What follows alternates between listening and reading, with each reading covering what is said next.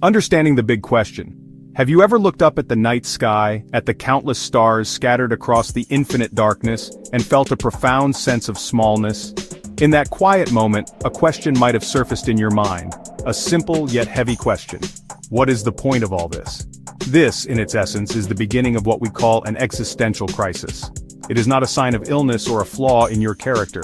Instead, it is a moment of deep, personal reflection where the usual answers about life, purpose, and meaning no longer seem to fit. It's when the script we thought we were following suddenly vanishes, leaving us on an empty stage, wondering what our role truly is. An existential crisis is the universe within you asking the universe outside of you for a conversation. It's that feeling you get when you graduate from school, leave a long-term job, or reach a milestone birthday, and you stop to ask, is this it? Is this what I am meant to be doing? The daily routines that once provided comfort and structure can suddenly feel hollow and without substance. This experience is a fundamental part of being human, a signal from our own consciousness that we are seeking a deeper connection to our existence, a more authentic reason to wake up every morning and participate in the grand, mysterious play of life.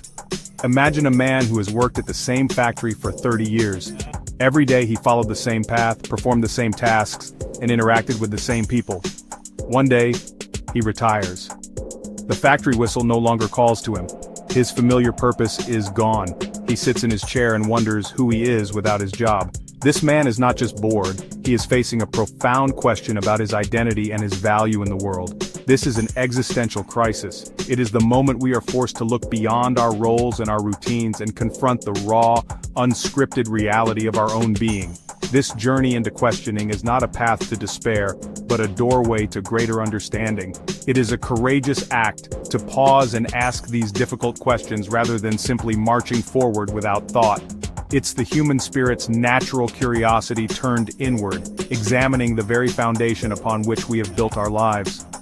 The discomfort it brings is often a catalyst for growth, pushing us to redefine our values, discover new passions, and ultimately build a life that feels more meaningful and true to who we are. It's a sign that you are awake, aware, and ready to search for something more. So why do these moments of profound questioning happen? Often they are triggered by major life events that disrupt our sense of normalcy and security.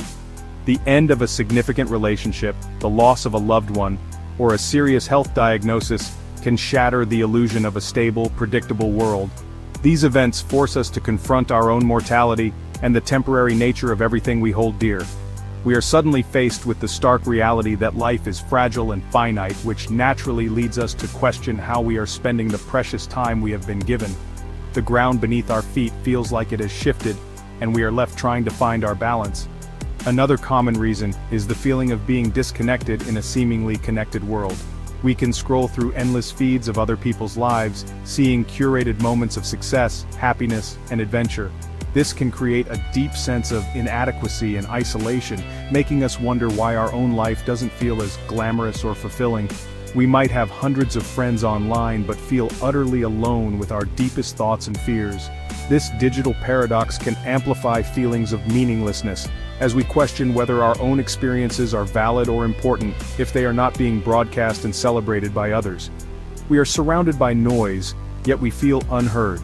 Consider a young woman who followed the path everyone expected of her. She went to a good college, earned a practical degree, and secured a well-paying job in a big city. From the outside, she has achieved success. Yet every morning she feels a sense of emptiness.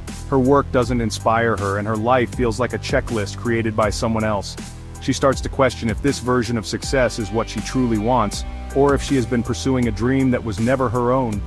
This internal conflict between societal expectations and personal fulfillment is a classic trigger for an existential crisis, a crossroads where we must choose between a well-trodden path and an unknown trail. Ultimately, these crises arise because we are thinking, feeling beings gifted with self-awareness. We are not content to simply exist. We have an innate desire to understand our existence. We crave purpose. When the purposes we have been assigned by society, family, or even ourselves no longer resonate, a void appears. This void is not something to be feared. It is an invitation. It is a space that we can now fill with new meaning, new values, and a new sense of direction that comes not from the outside world, but from the quiet, honest depths of our own soul. These questions are not new. For thousands of years, the greatest minds in history have grappled with the very same feelings of uncertainty and the search for meaning. They were the original explorers of the human condition. The ancient Greek philosopher Socrates, for example, famously declared that the unexamined life is not worth living. He believed that our primary duty as humans was to question everything: our beliefs, our values, our purpose. For Socrates, the crisis of questioning was not a problem to be solved, but the very essence of a meaningful life. He saw this internal struggle as the path to true wisdom and self-knowledge. Centuries later, during a time of great social and religious upheaval, philosophers known as the existentialists placed this struggle at the very center of their thinking. Thinkers like Jean-Paul Sartre and Albert Camus looked at the universe and saw no inherent preordained meaning.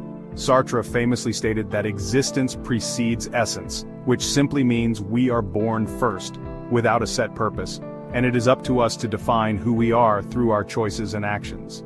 This can sound terrifying as it places the full weight of responsibility on our shoulders, but it is also incredibly liberating. It means we are free to create our own meaning. Albert Camus used a powerful story from Greek mythology to illustrate our situation: the myth of Sisyphus. Sisyphus was condemned by the gods to forever roll a massive boulder up a hill, only to watch it roll back down each time he neared the top. Camus saw this as a metaphor for human life, a series of seemingly futile and repetitive tasks. Yet Camus did not see this as a tragedy. He argued that the moment Sisyphus walks back down the hill to retrieve the boulder, he is free. In that moment of consciousness, aware of his fate, he can choose to find meaning in his struggle. Camus famously concluded, "One must imagine Sisyphus happy." These philosophers teach us that feeling lost is not a failure. It is a profound and necessary part of the human experience. They don't offer easy answers or a neat map to happiness. Instead, they offer companionship. They tell us that we are not alone in our questioning and that the search for meaning itself is a noble and worthwhile endeavor. They empower us by suggesting that the answer is not out there somewhere waiting to be found, like a hidden treasure. The answer is something we build, day by day, choice by choice, with the raw materials of our own free will. So when you find yourself adrift in this sea of big questions, how do you find your way back to shore? The answer is often simpler and closer than you think. You don't need to solve the mysteries of the universe overnight, you just need to find an anchor. One of the most powerful anchors is connection. Talk to someone you trust, a friend, a family member, a therapist. Sharing your thoughts out loud can make them feel less overwhelming. Hearing that someone else has felt the same way can be incredibly comforting. It reminds you that you are part of a shared human journey, with all its confusion and wonder. Another simple yet profound strategy is to reconnect with the physical world around you. An existential crisis can make you feel disconnected from your own life, as if you are watching it from a distance. Ground yourself in the present moment. Go for a walk in nature and pay close attention to the feeling of the sun on your skin, the sound of leaves crunching under your feet, the smell of rain on the pavement. Find joy in small, tangible things: the taste of your morning coffee, the warmth of a cozy blanket, the sound of a favorite song.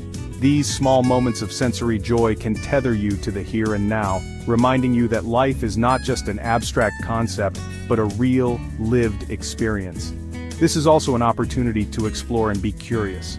If your old sense of purpose feels hollow, perhaps it's time to try on new ones for size. You don't have to commit to anything forever.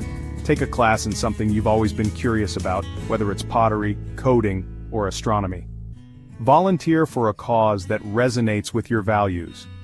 Read books on subjects that ignite your imagination. This process of exploration is not about finding one single ultimate purpose. It's about collecting experiences and discovering what makes you feel alive, engaged, and connected. It's about building a life rich with many small, meaningful moments. In the end, navigating an existential crisis is not about finding a final answer. It may be that there isn't one.